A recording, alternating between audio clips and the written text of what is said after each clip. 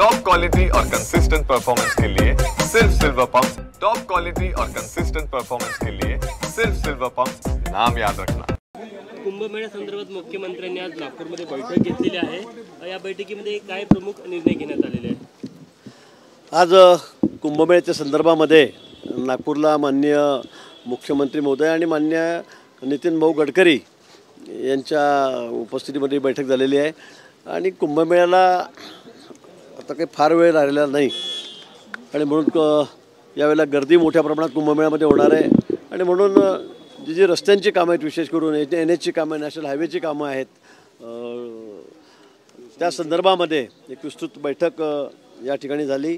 म्हणून घोटी त्र्यंबकेश्वर जव्हार हा रस्ता म्हणजे मुंबईहून येणारे जे सगळे ट्रॅफिक असेल ते घोटीच्या माध्यमातून मार्फत त्या ठिकाणी त्र्यंबकेश्वरपर्यंत पोहोचेल। आणि यासाठी 4 पदरी रस्ता हा ठिकाणी सूचित घेण्यात आलेला आहे। त्याला जवळपास 3700 कोटी रुपये खर्च त्या ठिकाणी लागणार आहे। 4 पदरी हा रस्ता त्या ठिकाणी होईल। तसंच नाशिक सिन्नर रस्त्याचा विस्तार हा सुद्धा आम्ही त्या ठिकाणी करणार आहोत। त्याच्यासुद्धा सूचना माननीय गडकरी साहेबांनी संबंधित अधिकाऱ्यांना त्या ठिकाणी दिलेल्या आहेत। नाशिककडे येणारे सर्व महामार्गांचा विस्तार, जे महामार्ग जे नाशिकला येत आहेत कुंभमेळ्यासाठी, मग त्याचा मोठा उपयोग या ठिकाणी होणार आहे। आणि म्हणून त्याच्या विस्तारावर सविस्तर चर्चा झाली आणि तोही करण्याच्या संदर्भात सर्व सूचना गडकरी साहेबांनी या ठिकाणी दिलेल्या आहे। शहरातील नाशिक शहरातील वाहतूक कोंडी जी आहे ती सुटण्यासाठी, ती टाळण्यासाठी द्वारका जंक्शन 10वा मैल म्हणजे जो एअरपोर्टकडे जातो तो रस्ता, इंदिरानगरचा बोगदा, या संदर्भामध्ये सुद्धा चर्चा झाली। आणि तात्काळ इन्स्ट्रक्शन गडकरी साहेबांनी आणि मुख्यमंत्री महोदयांनी संबंधित अधिकाऱ्यांना या ठिकाणी दिलेले आहेत। आणि मला वाटतं की आता कुंभमेळा जवळ येतोय, पण त्याहीपेक्षा यावेळेला कुंभमेळ्यातली गर्दी ही गेल्या वेळेपेक्षा तिप्पट चौपट राहील असा अंदाज आमच्या सगळ्यांचा, प्रशासनाचा या ठिकाणी आहे। आणि म्हणून ही कामं लवकर करण्याच्या संदर्भामध्ये, विशेष करून नाशिकचा रिंग रोड जो आहे तो लवकरात लवकर करण्याच्या संदर्भामध्ये सूचना या ठिकाणी गडकरी साहेबांनी त्यांच्या खात्याला NHला त्या ठिकाणी दिलेल्या आहेत। मला वाटतं की दीड वर्षामध्ये आम्ही सर्व कामं त्या ठिकाणी पूर्ण करू। त्याचबरोबर जळगावला समृद्धी मार्गाचं कुठेही जॉईनिंग नाही आहे आणि म्हणून आज मुख्यमंत्री महोदयांनी हेही सांगितलेलं आहे की जळगाव ते संभाजीनगर एक जोडण्यासाठी त्याला एक पर्याय शोधला आहे। एका तासाभरामध्ये आपण संभाजीनगरला कसे पोहोचू आणि तिथून मग समृद्धी मार्गाच्या माध्यमातून मुंबईला 4 तासात कसे पोहोचू, या संदर्भामध्ये सूचना देण्यात आलेल्या आहेत। त्या कामाला सुरुवात झालेली आहे। त्याचबरोबर सगळ्यात महत्त्वाचं तर चाळीसगाव संभाजीनगर हा जो रस्ता आहे त्यामुळे कन्नड घाट आपण त्याला म्हणतो, किंवा ओट्रम बोगदा हा मार्गी लावण्यासाठी अनेक वर्षापासून प्रयत्न चालले होते।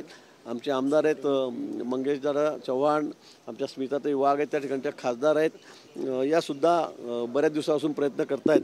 आणि त्यावर सुद्धा चर्चा होऊन लवकरच या कामाला सुरुवात करावी अशा सूचना माननीय गडकरी साहेबांनी या ठिकाणी दिलेल्या आहेत। वनसंपादन असेल, भूसंपादन असेल, यातले सगळे प्रश्न तात्काळ मार्गी लावावेत आणि या कामांना गती द्यावी अशा सूचना गडकरी साहेबांनी या ठिकाणी दिलेल्या आहेत।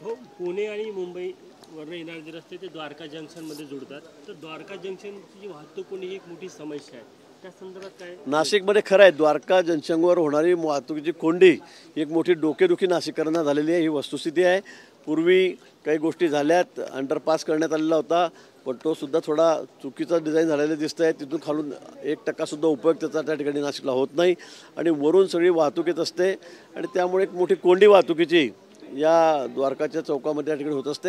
आणि म्हणून त्याच्यावर आता सोल्युशन आम्ही काढलेलं आहे। गडकरी साहेबांनी सांगितलेलं आहे तात्काळ त्याच्यावर एक रिसर्च करून किंवा संबंधामध्ये एक नवीन डिझाईन तयार करून MSIDCला त्या सूचना देण्यात आलेल्या आहेत आणि 3 महिन्याच्या आत त्यांनी या कामाला सुरुवात करावी अशाही सूचना गडकरी साहेबांनी दिलेल्या आहेत। मला वाटतं यामुळे ही कोंडी सुटण्याला एक मोठी मदत नाशिक शहरासाठी होईल।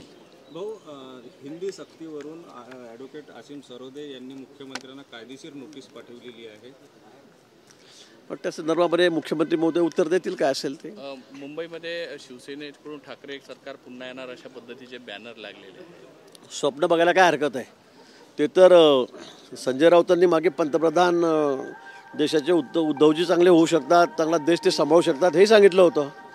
तर त्यांचं स्वप्न ते पण आहे की उद्धवजी पंतप्रधान कसे होतील। स्वप्न बघायला कोणाला काही लागत नाही, त्यांनी बघावं। नाशिकसाठी कुंभमेळा होत आहे नाशिकमध्ये, त्याला प्रशासन नेत्यांच्या बैठका त्याला घेऊन सुरू झालेल्या आहे. पालकमंत्री अजून नाही, त्याचा काय निकाल तोडगा निघू शकतो किंवा काय प्रयत्न सुरू आहे? मला वाटतं मुख्यमंत्री या ठिकाणी आहेत नागपुरामध्ये आज.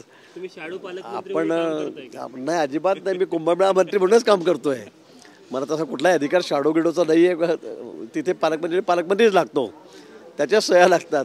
त्यामुळे मी कुठे शाडो गिडो नाही आहे. पण मी कुंभमेळा मंत्री आहे आणि माननीय मुख्यमंत्री महोदयांना आपणच विचारा परत आणि सांगा लवकर करा म्हणून.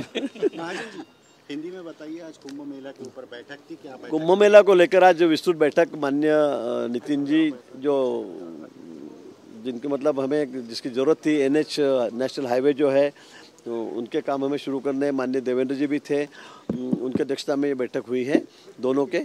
बहुत सारे काम थे. अभी कुंभ मेला पास में आ रहा है, आपको पता है.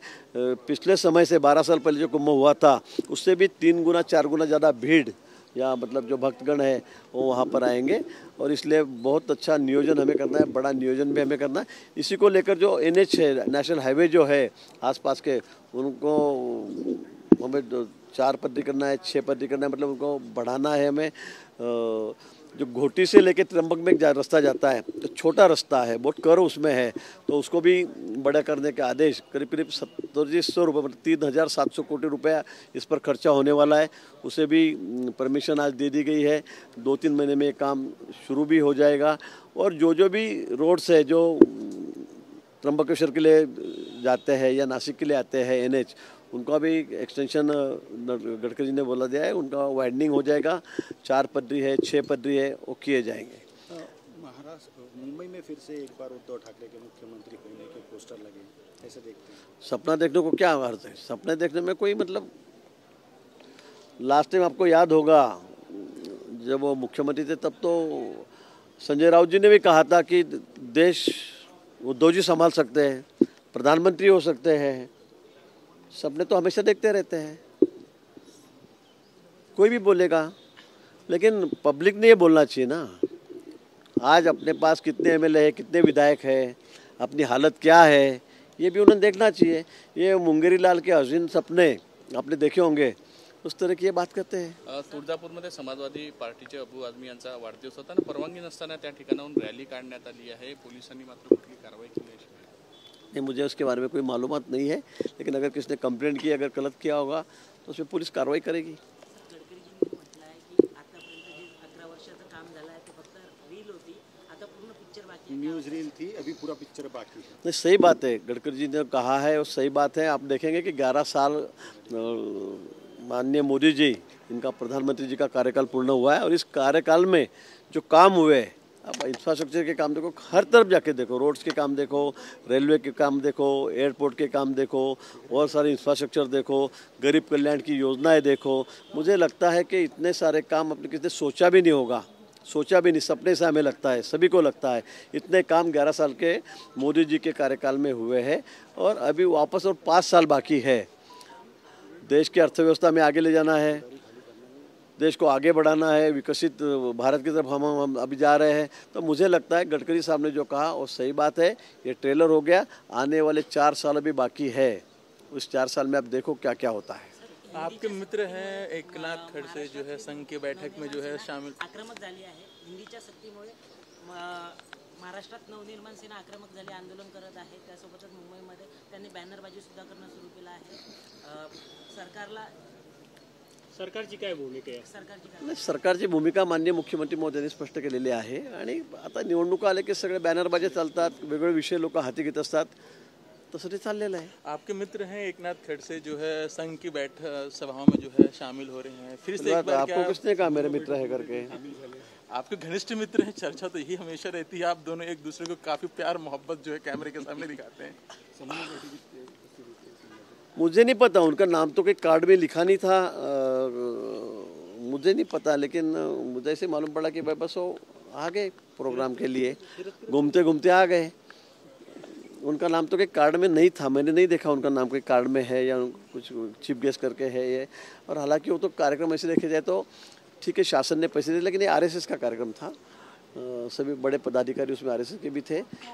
लेकिन आ गए।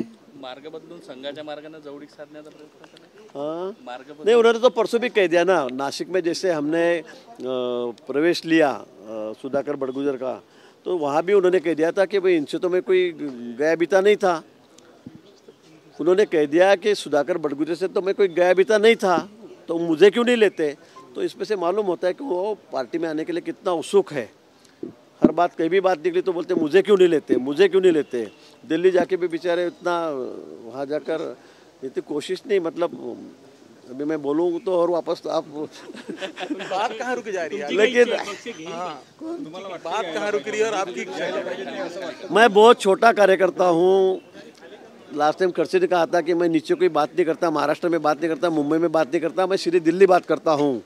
तो उनका कनेक्शन डायरेक्ट ऊपर है, तो हम कैसे उनके बारे में कुछ टिप्पणी कर सकते हो। वो बड़े नेता है और राष्ट्रीय लेवल के नेता है आजकल। तो उन्होंने लास्ट टाइम भी कहा था, साल 2 साल पहले, कि मैं इन लोगों से नीचे बात नहीं करता, मेरी बात डायरेक्ट ऊपर हुई है। उन्होंने ये भी कहा था कि मेरे गले में तो मफलर भी डाल दी है, कमल की दुपट्टा भी डाल दिया, क्या रहता हो, मेरा प्रवेश भी हो गया है, लेकिन फोटो सामने नहीं आती। अलग अलग बातें कहते रहते हैं, हम भी तो सुनते रहते हैं, हमें भी नहीं पता कुछ क्या होता है। तो मराठीत काय सांगाल, ज्या पद्धतीने महाजनजी आता जवळीक साधण्याचा प्रयत्न करताय, संघाच्या माध्यमातून जवळीक साधण्याचा प्रयत्न करताय, भाजपमध्ये बडगुजरपेक्षा वाईट नाही असं नाही, परवा ते म्हणले, आपल्यालाच म्हणले मीडियावर की मी बडगुजरपेक्षा वाईट आहे का, मला पक्षात का घेत नाही, तेच बोलले। आता म्हणून मी त्यावरही म्हटलं की त्यांनी आत्मपरीक्षण करावं, कोण चांगलं कोण वाईट म्हणून, मी तेही म्हटलं होतं। पण परवाचं आपण जे विचारताय तेव्हा परवाच्या कार्यक्रमाला ते होते, संघाचा सर्व कार्यक्रम होता। खरं म्हणजे पैसे शासनाने दिलेले होते, पण तो संघानेच घेतलेला कार्यक्रम होता। त्या ठिकाणी ते आले होते, आमदार म्हणून त्यांना पत्रिका होती असं मला कळालं। त्यांना आमंत्रण पत्रिका पाठवली होती, सगळ्या आमदारांना पाठवली तशी, खासदारांना आमदारांना पाठवतात तशी, त्यामुळे ते आले होते कार्यक्रमाला।